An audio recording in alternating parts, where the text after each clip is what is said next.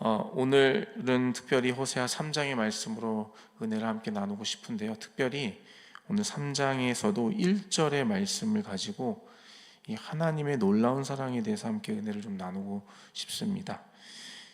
우리가 앞에서 계속 살펴봤던 것 같이 혼인 관계의 서약을 무시하고 이 음란의 삶으로 다시 돌아간 고멜을 우리가 보게 되지요.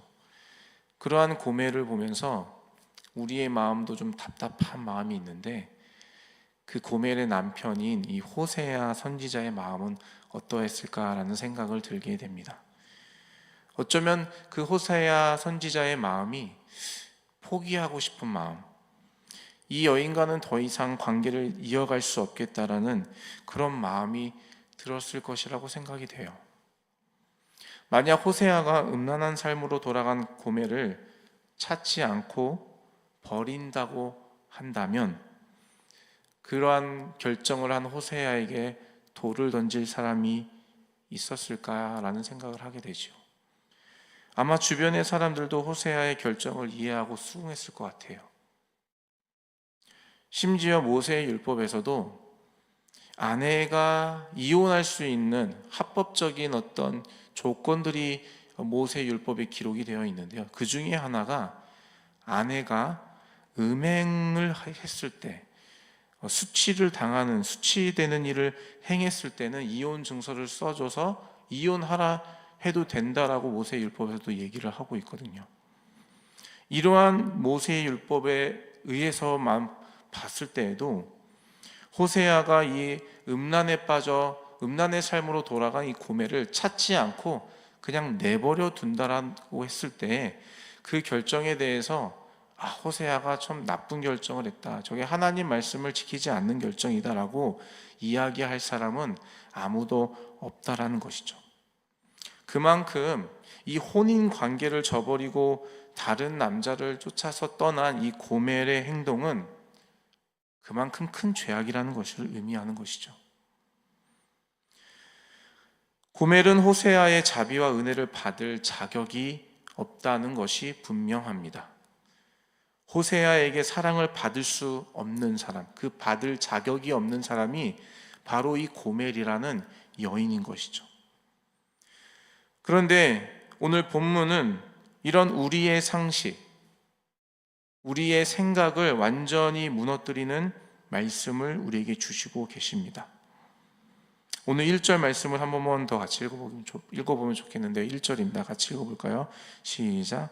여호와께서 내게 이르시되 이스라엘 자손이 다른 신을 섬기고 건포도 과자를 즐길지라도 여호와가 그들을 사랑하나니 너는 또 가서 타인의 사랑을 받아 음녀가 된 그 여자를 사랑하라 하시기로. 아멘. 타인의 사랑을 받아 음녀가 된 그 여자를 사랑하라. 주님께서 호세아에게 명령하시는 내용입니다. 하나님이 호세아에게 음녀를 사랑하라고 명령하고 계세요. 사랑해도 되고 안 해도 돼, 네가 한번 생각해보고 결정해봐, 이러한 뉘앙스가 아니라 다시 사랑하라, 명령조로 주님이 말씀하고 계시는 것이죠. 이러한 명령은 호세아에게 아주 가혹한 명령입니다. 어쩌면은 이 하나님의 명령을 따른다라는 것은 호세아에게 굉장히 그 자신 스스로가 비참해지는 것 같아요. 음녀를 아내로 맞으라는 명령도 선지자로서 따르기 상당히 어려운 일이었는데, 다시 음녀의 삶으로 돌아간 그 여인을 다시 사랑하라라는 이 명령은 아무리 선지자라 할지라도 감당하기 어려운 하나님의 말씀이라는 것이죠. 그런데 호세아가 이 부담스럽고 이 어려운 이 주의 말씀을, 이 명령을 따를 수밖에 없는 이유가 하나 이 1절의 말씀에 숨겨져 있습니다. 그것은 바로 하나님이 이스라엘을 그렇게 사랑하시기 때문이라는 것이에요.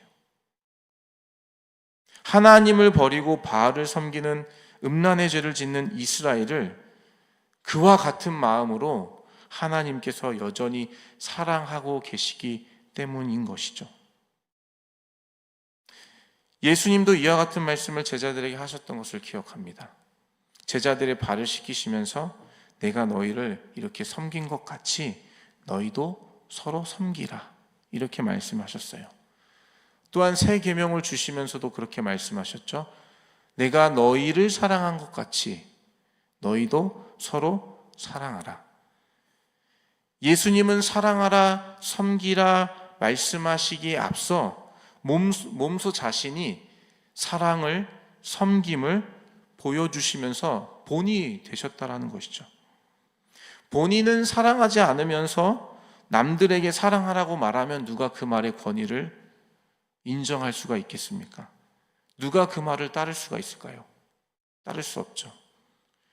누군가가 자신은 사랑하지도 않고 섬기지도 않으면서 다른 사람에게 조금 사랑하세요, 섬기세요, 이렇게 말한다면 그 말을 들은 사람이 어떻게 반응할까요? 당신이나 잘하세요, 이렇게 얘기하지 않겠습니까, 여러분? 직접 해보고 직접 그렇게 삶으로 살아가면서 말하는 것과 그렇게 삶으로 살지 않으면서 말하는 것은 큰 차이가 있다는 것이에요. 그런데 주님이 오늘 호세아에게 그 음녀인 고멜을 아내로 맞으라 하시면서 명령을 하시는데, 그 명령을 하시는 그 전제가 무엇입니까? 내가 이스라엘을 그렇게 사랑한다, 이 전제를 주고 계시다라는 것이에요. 자신이 먼저 다른 신을 섬기는 이스라엘을 사랑하심을 보여주시면서 너도 그 음녀된 그 아내 고멜을 다시 사랑하라 라고 말씀을 하시는 것이죠. 이러한 주님의 말씀은 호세아에게는 정말 큰 위로가 되는 부분이에요. 위로가 되는 부분이에요. 부담이 되고 감당할 수 없는 명령이 아니라 호세아에게는 그 하나님의 그 음녀와 같은 이스라엘을 사랑하신 그 모습이 호세아에게는 위로가 되는 부분이라는 것이에요. 감당할 수 없는 그 주님의 명령에 대하여 순종하게 하시는 그 힘이 바로 여기에서 나오는 것이죠. 호세아에게 음녀를 다시 사랑하라 말씀하시는 하나님의 그 명령은 하나님께서 여전히 그 음녀와 같은 이스라엘을 사랑하신다라는 것을 말씀하고 있는 것입니다. 우리는 여기서 이 하나님의 사랑의 특징 한 가지를 발견을 할 수가 있습니다. 하나님 사랑의 특징. 이 하나님의 사랑의 특징은 바로 사랑받을 자격이 없는 자를 사랑하신다라는 것이에요. 자격이 없는 자를 사랑하시는 것이 바로 하나님의 사랑의 특징이라는 것이죠. 우리가 1절 말씀, 1절에 이스라엘에 대한 묘사를 이렇게 설명하고 있어요. 다른 신을 섬기고 건포도 과자를 즐길지라도. 이스라엘을 설명하면서 이 두 가지로 설명하고 있거든요. 다른 신을 섬기고 건포도 과자를 즐기는 이스라엘이라고 설명하고 있습니다. 여기서 다른 신이라면 우리가 계속 살펴봤던 것처럼 바알을 의미합니다. 또한 건포도 과자를 즐긴다라는 것은 당시 바알에게 제사를 드릴 때마다 행했던 의식 중에 하나가 바로 이 건포도 과자를 먹는 것이에요. 바알에게 모든 마음을 빼앗겨서 모든 복의 근원이 바알이라고 착각하며 살고 있는 이스라엘이 하나님의 사랑을 받을 자격이 있을까요? 없죠. 다른 신을 섬기면서 다른 신에게 행하는 그 의식들을 막 즐기면서 살아가고 있는 이스라엘을 어떻게 사랑받을 자격이 있다고 우리가 얘기할 수가 있습니까? 하나도 없습니다. 요즘 사람 말로 사랑받을 자격이 1도 없어요. 1도 없다라는 건 전혀 없다라는 것이에요. 사랑을 받을 자격이 없을 뿐만 아니라 오히려 사랑이 아니라 하나님의 저주를 받아 마땅한 것이 이스라엘이죠. 그런데 놀랍게도 하나님은 이스라엘을 사랑하고 계세요. 자격이 없는데도요. 이게 바로 하나님 사랑의 특징입니다. 자격이 없는 자를 사랑하시는 것. 오히려 저주가 합당한 자를 인내하며 사랑하시는 것이 바로 하나님 사랑의 특징이라는 것이죠. 우리가 잘 알고 있는 로마서 5장 8절에 이러한 하나님의 사랑을 말씀하고 있습니다. 우리가 아직 죄인 되었을 때에 그리스도께서 우리를 위하여 죽으심으로 하나님께서 우리에 대한 자기의 사랑을 확증하셨느니라. 우리가 아직 죄인이었을 때에, 이것을 무엇을 얘기합니까? 우리가 사랑받을 자격이 없을 때를 의미하는 거 아니겠습니까? 우리가 여전히 사랑받을 자격이 아무것도 없어요. 여전히 세상을 사랑하고 하나님보다 사랑하는 것이 더 많은 것이 우리라는 것이죠. 여전히 우리는 죄인입니다. 여전히 우리는 하나님과의 관계 안에서보다는 다른 관계 안에서 행복을 찾으려고 하는 어리석은 삶의 모습이 우리 안에 있어요. 우리가 여전히 죄인이었을 때에, 그때에 주님께서 우리를 사랑해 주셨다라는 것이에요. 이것이 바로 하나님의 사랑인 것입니다. 성경에서 말하는 사랑은 사랑을 받을 자격 없는 자를 사랑하는 것이에요. 그것이 바로 성경이 말씀하고 계신 사랑. 오늘 우리가 함께 나눴던 하나님의 사랑을 찬양했잖아요. 그 말하는 사랑이 자격 없는 자를 사랑하는 그 사랑을 얘기하는 것이다라는 것이죠. 이 하나님의 사랑을 받아 그의 자녀된 우리에게 주님께서도 동일하게 말씀하고 계십니다. 서로 사랑하라고. 여기서 말하는 사랑이 어떤 사랑입니까? 사랑스러운 자를 사랑하라는 것입니까? 내 마음에 좋아하는 사람만 사랑하라는 것이에요? 그렇지 않다라는 것이에요. 주님께서 제자들의 발을 씻기시고 또 그들에게 새로운 계명을 주시면서 내가 너희를 사랑한 것 같이 너희도 서로 사랑하라고 말씀하시는 그 사랑은 여전히 내 마음에 들지 않고 여전히 내 눈에 가시와 같은 원치 않은, 내가 사랑할 수 없는 그 사람을 사랑하라는 것이에요. 교회 안에서 신앙 안에서 말하는 사랑은 바로 이러한 하나님의 사랑을 말하는 것입니다. 주님이 우리에게 말씀하시는 서로 사랑하라는 이 말씀의 깊은 의미는 자격이 없는 자를 사랑하라는 것이에요. 다른 말로 사랑스럽지 않은 사람도 사랑하라는 것입니다. 여러분, 우리 교회에 요즘은 갓난 아이들이 많이 태어났잖아요. 주일마다 교회에 오면 우리 아이들 보는 그 즐거움이 있습니다. 참 기쁨이에요. 아이들 보면. 그 아이들을 보면은 그냥 보기만 해도 미소가 지어집니다. 왜 그런가요? 그 아이들이 우리에게 좋은 것을 선물해줘서 그런가요? 아니면 그 아이들이 우리에게 어떤 듣기 좋은 말을 해서인가요? 전혀 그렇지 않죠. 그냥 보기만 해도 사랑스러워요. 그 아이가 어떤 노력을 하지 않아도 그냥 그 존재 자체가 사랑스럽단 말이죠. 그래서 아이들을 보면서 싱글벙글 미소가 지어지고 기분이 좋아지고, 여러분, 아이들 보면서 그렇게 우리의 감정이 이렇게 나타나는 것은 너무나도 자연스러운 사랑입니다.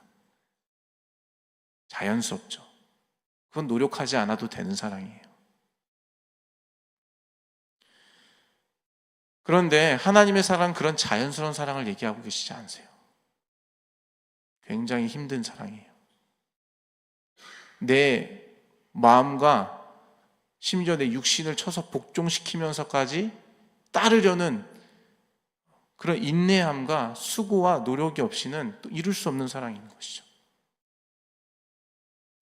하나님의 사랑은 이런 인간의 자연스러운 사랑의 개념을 뛰어넘습니다.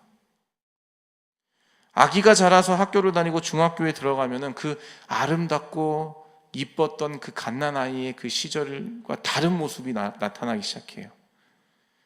그 사랑스럽던 모습은 사라지고 이제 사춘기에 들어가면 눈에 점점 거슬리는 행동이 보여집니다. 아이의 모습을 통해서요. 일단 사춘기가 되면요, 아이들의 특징이 하나 생기는데요. 일단은 듣고 싶을 말만 듣고 듣기 싫은 말은 안 들어요, 아이들이. 요 가까운 지척에서 얘기하는데도 못 들어, 안 들어요. 듣기 싫으니까 안 들어요. 그리고 속을 뒤집어 놓는 행동들을 합니다. 막 돌발적인 이상한 행동을 해요. 이런 모습을 보면서 갓난아기 때 그 사랑스러웠던 모습, 그 자연스럽게 일어났던 그 사랑의 모습은 온데간데 없습니다. 그냥 눈에 가시처럼 보여요. 모든 행동이 다. 사랑의 마음보다 답답한 마음이 더 커지게 되죠. 그가 하는 행동들, 그 아이들이 사춘기 때 하는 행동들을 보면은 그 행동만 보면은 사랑받을 자격이 하나도 없어요. 이쁜 짓을 해야 사랑하죠. 우리가 흔히 이런 말 하잖아요. 미운 짓만 골라 하는데 좋은 말이 나오겠습니까? 안 나가잖아요. 행동만 보면요, 사랑받을 자격, 칭찬받을 자격 하나도 없습니다. 심지어는 부모를 무시하고 귀찮아하며 짜증내는 모습을 보이기도 합니다. 그런 모습 보면 우리가 사랑할 수가 있을까요? 내 자식이라도 사랑하기 어려울 때가 있어요. 사랑보다는 혼을 내야 된다고 생각을 하겠죠. 그렇다고 부모가 그 자식을 포기하고 내다 버릴 수 있나요? 그렇지 않죠. 사랑받을 만한 행동을 하지는 않지만 여전히 부모는 그 아이를 사랑하고 있어요. 왜요? 내 새끼니까요. 내 새끼잖아요. 하나님의 사랑, 저는 하나님의 사랑이 이와 같다고 생각이 됩니다. 다른 우상을 섬기기에 바쁜 이스라엘 모습을 보시면서 주님의 마음이 어땠을까요? 답답하고 찢어지고 무너지는 마음 아니었겠습니까? 그 이스라엘의 행동이나 행위들은 하나님의 사랑을 받을 자격이 하나도 없는 일들을 하고 있는데 하나님은 그럼에도 불구하고 이스라엘을 사랑하고 계세요. 왜요? 여전히 이스라엘이 하나님의 백성, 하나님의 자녀이기 때문이죠. 하나님의 놀라운 사랑이, 하나님의 사랑이 그 놀라운 이유가 바로 여기에 있습니다. 우리가 바로 성경의 말씀을 통해서 보고 있는 이 이스라엘, 음란한 이스라엘, 하나님을 떠나버린 그 이스라엘 모습을 보면서 저와 여러분의 모습을 보기를 원합니다. 사실 저와 여러분이 이 음란한 이스라엘과 다를 것이 전혀 없는 사람들이었다는 것이죠. 예수 그리스도를 믿기 전까지, 예수 그리스도를 주님으로 영접하기 이전까지 우리의 삶은 똑같은 우리의 삶이었어요. 복의 근원이신 하나님을 알지 못하고 다른 헛된 것을 쫓아 살면서 하나님이 아닌 다른 것을 늘 사랑했던 사람들이 바로 저와 여러분이었다는 것이에요. 그렇게 아무것도 알지 못하는 영적인 맹인, 죄악의 삶을 살면서도 내가 죄인인지도 깨닫지 못하던 그때에 하나님의 사랑을 받을 자격이 전혀 없었을 그때에 하나님께서 우리를 사랑해 주셨다라는 것이에요. 그 하나님의 사랑은 오래 참으심으로 표현됩니다. 그 하나님의 사랑은 자격 없는 죄인에게 한 번 더 기회를 주시는 것으로 나타납니다. 형제를 사랑하라 하셨을 때 사랑스럽지 않은 자를 사랑하는 것이 쉽지 않다라는 것 잘 알고 있습니다. 우리가 완전하신 하나님의 사랑을 쫓아서 살아가는 것이 어쩌면 불가능한 일인 것처럼 보일 수도 있습니다. 그러나 우리가 하나님의 사랑을 이미 받은 존재라고 한다면 우리는 최소한 하나님의 사랑을 담기 위해 훈련하고 노력해야 하는 것은 당연한 것 같아요. 사랑스럽지 않은 자를 향하여 인내하는 것이 바로 하나님의 사랑을 담기 위한 노력입니다, 여러분. 하나님의 사랑을 우리가 사랑할 수 없는 사람을 그 사람에게 한 번 더 기회를 주고 인내하고 참고 견디는 것, 그것이 바로 하나님의 사랑을 담기 위한 우리의 최소한의 노력이라는 것이에요. 하나님의 사랑을 받은, 자격이 없었던 나를 사랑해 주신 그 하나님의 사랑을 받은 자로서 하나님께 보답할 수 있는 최소한의 도리가 바로 내가 사랑할 수 없는 그 사람을 향하여서 한 번 더 참고 인내하고 내 마음을 넓혀서 용납해주는 그 모습이 우리가 주님께 드릴 수 있는 하나님의 사랑을 담기 위한 최소한의 우리의 도리라는 것이죠. 오늘 호세아 3장을 통하여 주님은 우리에게 분명하게 말씀하고 계십니다. 자격 없는 자를 사랑하셨던 그 하나님의 사랑, 그 사랑을 저와 여러분이 받았다라는 것을 말씀해 주고 계세요. 그리고 그 사랑을 받았다면 네가 받은 그 사랑 서로 그렇게 사랑하라라고 말씀하고 계십니다. 사랑하는 넘치는 교회 성도 여러분, 이 주님의 사랑을 담기 위해 주님 앞에 부단히 더 깊이 주님과의 깊은 사귐의 교제로 나아가시는 저와 여러분 되시기를 주님의 이름으로 축복합니다. 사랑스러운 자만 사랑하지 마세요. 그거는 세상이 말하는 사랑인 것이죠. 최소한 하나님의 사랑을 아는 우리라고 한다면 때로는 용납할 수 없는 사람을 용납하고 인내할 수 있는, 참고 견딜 수 있는 그 자리가 우리 마음 가운데 있어야 한다는 것입니다. 그렇게 사랑하며 나아갈 때에, 그렇게 우리가 부단히 하나님 사랑을 닮으려고 노력하며 나아갈 때에 우리의 공동체가 더욱더 하나님의 사랑으로 풍성해지는 것이에요. 하나님의 사랑이 풍성해지면요, 여러분, 전도하고 부흥하는 거 저는 자연스럽게 일어날 것이라고 저는 믿습니다. 우리 안에 영적인 문제들 자연스럽게 하나님께서 길을 열어주시고 해결해 주실 것이라고 믿습니다.